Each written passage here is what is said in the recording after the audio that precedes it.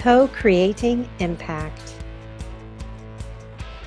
Hi, welcome to Co-creating Impact with Lori and itstimesunshine.com. I'm here with our friend Jessica, and we're going to talk a little bit about how we met and what her name on TikTok is Menopausal Witch, which I absolutely adore.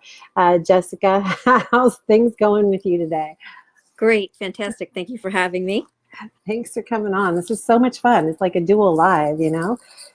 What I love about your TikToks and everything you talk about, and when I come into your live, is that we're talking about menopause. We're talking about what women are going through. It's serious issues, you know, and luckily I made it to 52. Whoop, whoop. And I haven't hit the menopause, and I'm grateful, but I think it's because I had that ablation I was telling you about on your live, the ablation where they freeze the uterus. So I don't know if that helps or doesn't, but I haven't, knock wood, had any symptoms, but the symptoms are, woo, every time I hear people talk about it. Tell me about it. Menopause is rough for anybody that goes through it. Some people go through it simply, and some people go through it roughly. I had to have an emergency surgery, hysterectomy, which threw me into menopause. So it wasn't something that I eased into. And I think that there's a lot of misinformation out there regarding menopause, and a lot of people just write the check on it and say that it's only hot flashes, and that is the farthest thing from the truth. Menopause is a emotional journey, a very difficult mental journey, along with it being physically catastrophic for a lot of women, including myself. And we have to remember to knock on our own doors every now and then and make sure that we're mentally well going through it. It's very hard. That's a big aspect of it, is getting our mental health in check as well, because it's the whole mind, body, and spirit. And when we go through it, our hormones are just out of whack. And what tools and resources have you used that work for you? So interestingly enough, I was not a candidate for HRT. And what I tell everybody that comes in is that I always say to them, get your blood work done. That's your first step. Go get your hormone panel and find out where you sit.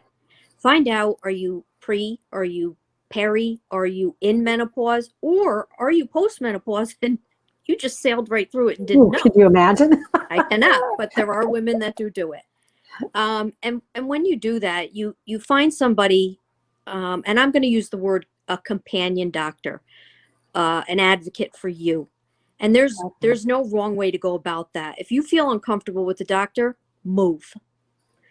HRT is always something that's going to be suggested, and HRT is hormone replacement therapy. I was not a candidate for HRT due to a genetic condition that I have, that I inherited from my mom, that I didn't know she had until she died. So because of blood clotting. So I had to explore outside of HRT the naturopathic way to help myself get myself through menopause. And that in itself was a journey. It took, December was 2 years. It took a good 8 months to find my sitting place with all of my supplements and what made me feel good, what worked for my changing skin, my changing hair, my weight shifted. That is not an old wives' tale. And most importantly, to manage the hot flashes, because you don't sleep. And if you do sleep, you wake up, and I call it, you wet the bed. From the hot flashes? Yes. Multiple sheet changes during the week are an actual thing for some women, unfortunately. And so luckily we can laugh about it, but it's not funny when you're going through it. No, it's not. And the psychological aspect of it, I think, more than the physical aspect of it, for me, was the hardest. And there are a lot of attachments to using the words mental health. And I don't agree with that. I think that preservation of our mental health is one of the most important things as we age in place. Never be ashamed. I'm in therapy. Me too. I own it. and I'm attached to it. It helps me. It manages me. I check in with myself constantly. When we get to be our age, there are more things going on mentally than there are physically, believe it or not. We assign to ourselves this idea that we are supposed to be young and beautiful and have all of our together. Mm-hmm. And sometimes we don't. And it is okay to not be okay. And Absolutely, yes. I want everybody to kind of understand that. I heard from someone that said it's okay to be okay also, because we are, a lot of times it's okay to be not okay. And I'm in therapy, and I believe that we have to fight for mental health, not mental illness. You know, we have to fight for our health and our mental health. And I also, they've said a lot of times we, especially for people who have been through trauma in childhood or any type of trauma, a lot of times we feel like it's not okay, you know, because we feel like, oh, that when's the other shoe going to drop? Like, we're afraid to be okay. And so the both sides of that coin go, I think, hand in hand, you know? Absolutely.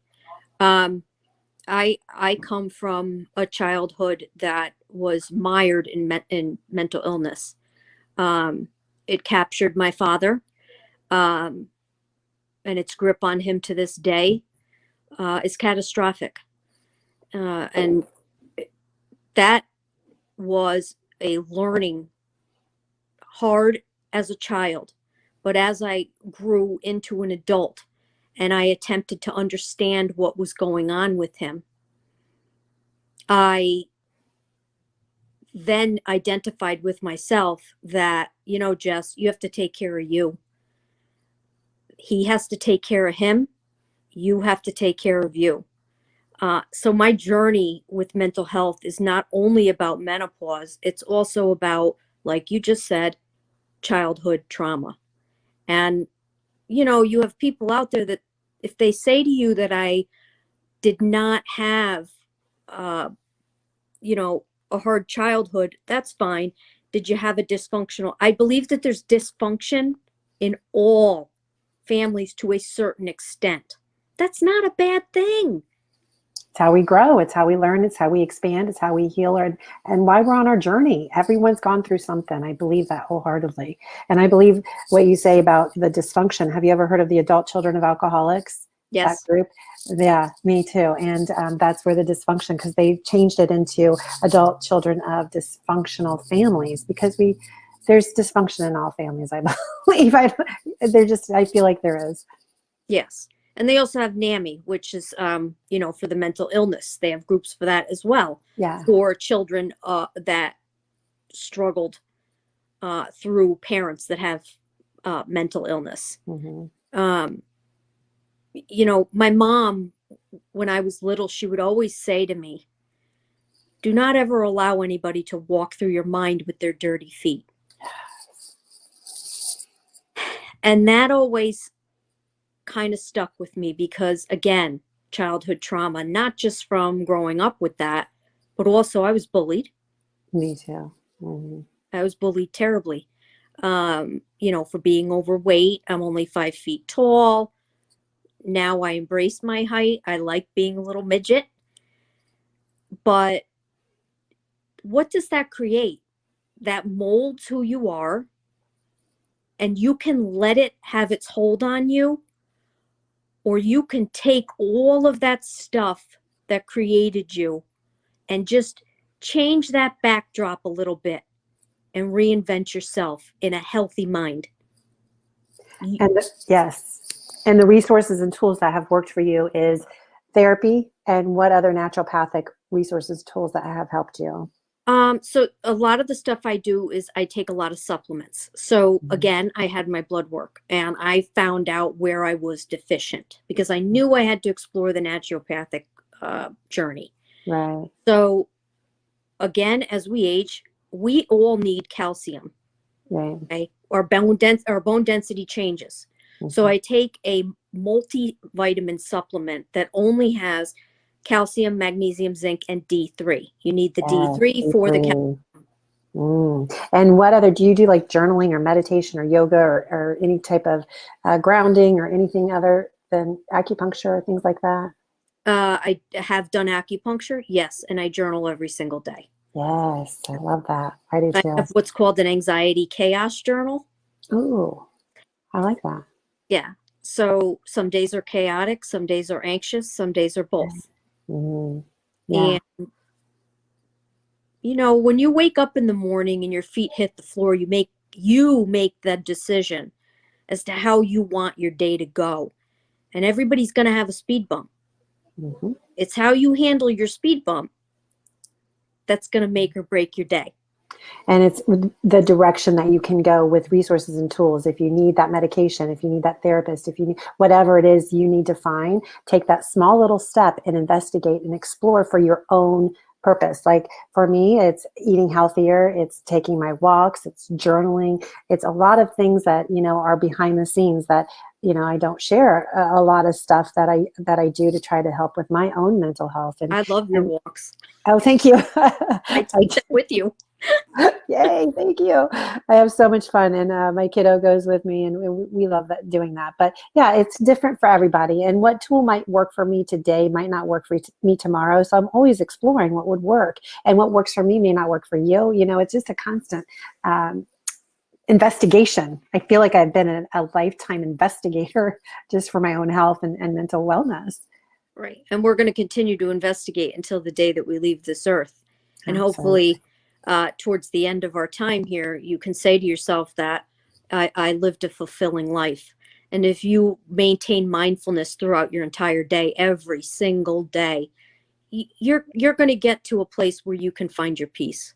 Absolutely. Yeah, I wake up every day before I even open my eyes. Thank you, God, for another day.